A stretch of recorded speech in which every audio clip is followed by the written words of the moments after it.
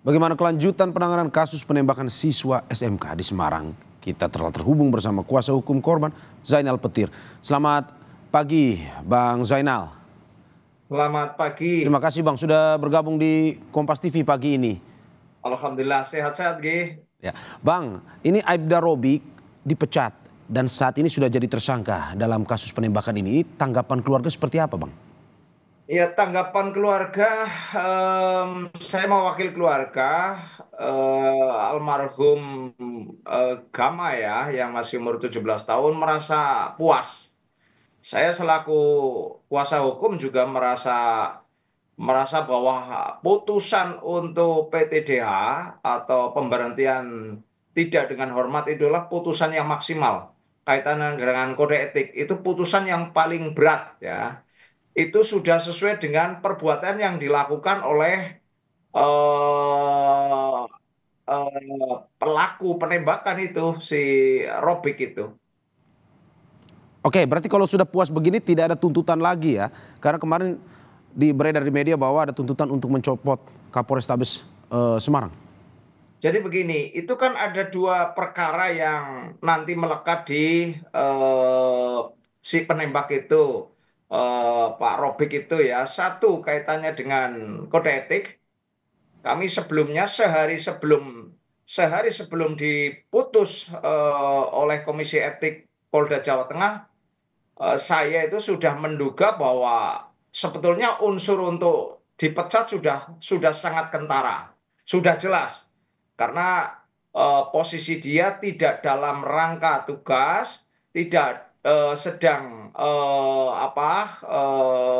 untuk menyelamatkan diri karena nyawanya terancam, itu tidak. Kemudian di videonya itu dia mengarahkan pistolnya langsung ke badan anak-anak yang di atas sepeda motor sedang melaju. Artinya bahwa sebetulnya unsurnya sudah terpenuhi. Ini jelas pelanggaran berat. Maka ketika ada putusan dari Komisi Etik Polda Jawa Tengah, saya sudah sesuai dengan ekspektasi kami, dengan praduga kami bahwa pasti nanti akan dipecat. Yang selanjutnya begini, em, ini masih ada pidananya. Ya, kami juga sudah melaporkan kaitan dengan penembakan itu sehingga menyebabkan adinda tercinta Gama yang masih di SMK waktu itu masih sekolah ya, meninggal dunia. Sehingga waktu itu pun sehari sebelum ada pengumuman tersangka saya sudah ngomong bahwa itu sudah terpenuhi unsur-unsurnya. Karena Oke. sudah naik sidik, maka saya minta Kapolda Jawa Tengah, Irjen Ribut untuk segera menjadikan tersangka. Dan alhamdulillah langsung tersangka. Oke, oke. Selanjutnya kami juga minta Kapolri, ini Kapolri harus segera turun tangan, tanpa harus ada pengaduan, mestinya Kapolri turun tangan untuk mengevaluasi, untuk segera untuk mencopot Kapolrestabes. Oke, Bang, tapi dalam kasus ini apakah ada dugaan pelanggaran HAM terjadi? Dari analisis Anda? Oh iya dong, ini kan anak-anak di bawah umur, Ya. ya. Dia melakukan penembakan secara sewenang-wenang. Putusannya kan seperti itu. Jadi putusannya itu berdasarkan dari waktu putusan kan saya Zainal Petir selaku kuasa hukum diperbolehkan untuk mendengarkan. Putusannya itu ada konsideran bahwa dia melakukan tindakan yang sewenang-wenang terhadap anak di bawah umur. Anak di bawah umur, perbuatan yang sewenang-wenang kan berarti pelanggaran hak asasi manusia untuk hidup. Pasti pelanggaran HAM itu. Oke, Bang, saya Nah, ya, ada 3 versi yang saya catat. Ini terkait dengan penembakan dalam kasus ini. Pertama, klaim Kapolrestabes Semarang yang mengatakan bahwa ini ada tawuran. Terus yang kedua, Propam Polda Jateng yang mengatakan bahwa ini karena dipepet. Ada juga yang terakhir terkait dengan saksi ini mengatakan bahwa tidak ada apa-apa, langsung ditodong dan ditembak. Dari klaim keluarga sendiri seperti apa ceritanya? ya kalau keluarga sangat kecewa dengan statement-statement Kapolrestabes Semarang, maka keluarga minta supaya Kapolresnya itu Kapolrestabes dicopot ya. Kapolri segera melakukan tindakan supaya masyarakat publik ini kan sudah menjadi apa kepentingan publik supaya publik itu lego ya. Sekarang kan masih masih istilahnya masih kecewa Ya. karena atas tindakan Kapolrestabes yang mengatakan bahwa Robik melakukan penembakan karena untuk membela diri ketika membubarkan nyawanya untuk nyawanya supaya tidak terancam, padahal Oke. tidak terbukti. Nah, Oke. makanya ini artinya Kapolrestabes Semarang itu tidak profesional. Oke, kita bicara lanjutan dari kasus hukum ini, Pak. Ini bukti apa saja yang sudah dipersiapkan oleh keluarga korban untuk membawa kasus ini ke persidangan, Pak?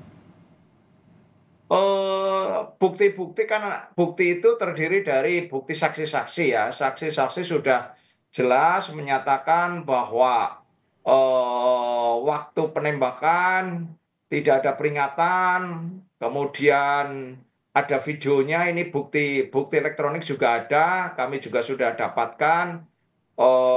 Itu saya kira sudah cukup dua saksi, saksi dan bukti elektronik sudah cukup. Oke, Pak, ini mau kilas terkait dengan kondisi keluarga. Ini sampai saat ini kondisi psikologis keluarga korban bagaimana, orang tua nih khususnya? Apakah sudah bisa menerima kejadian ini dan juga tindakan hukum yang dilakukan kepada pelaku atau bagaimana?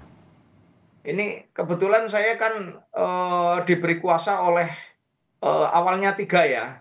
Kan yang ditembak itu ada tiga.